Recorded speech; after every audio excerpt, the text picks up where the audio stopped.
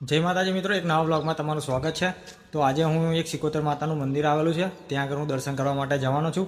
અને એ મંદિરે બધાની મનોકામના પૂરી થાય છે, આપણો ખુદનો અનુભવ છે। અને એ મંદિર બીજે કંઈ નહીં, આપણા ગામમાં જ આવેલું છે।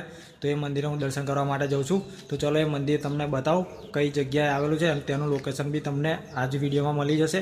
તો આ વિડીયો તમે આખી પૂરી જોજો। તો મિત્રો, હું મંદિરે જવા માટે નીકળી ગયો છું, અને તમે આ જોઈ શકો છો, આ આપણું ગામ છે। અને ગામની વાત કરું તો ગામનું નામ છે કણભાઈપુરા।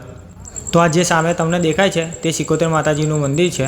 અને આના લોકેશનની વાત કરું તો ગામમાંથી આપણે થોડા નીકળીશું આગળ, ત્યાં એક પ્રાથમિક શાળા આવશે। પ્રાથમિક શાળાથી ડાગજીપુરા રોડ ઉપર તમે જશો આગળ, ત્યાં રસ્તામાં જ આ સિકોતર માતાજીનું મંદિર આવેલું છે। તો મિત્રો, આપણે સિકોતર માતાના મંદિર આવી ગયા છે, અને આપણા જંજીરામ મહારાજ છે જે મંદિરની સેવા બધું કરે છે।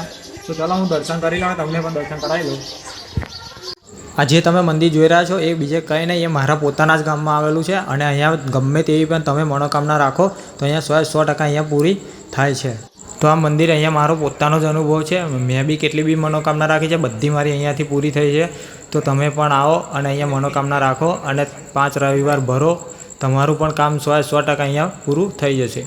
તો મેં તો અહીંયા દર્શન કરી લીધા છે, તમે પણ એકવાર આ મંદિરની મુલાકાત લો અને તમારી અહીંયા મનોકામના રાખો, અને તે તમારી પૂરી જરૂર થશે।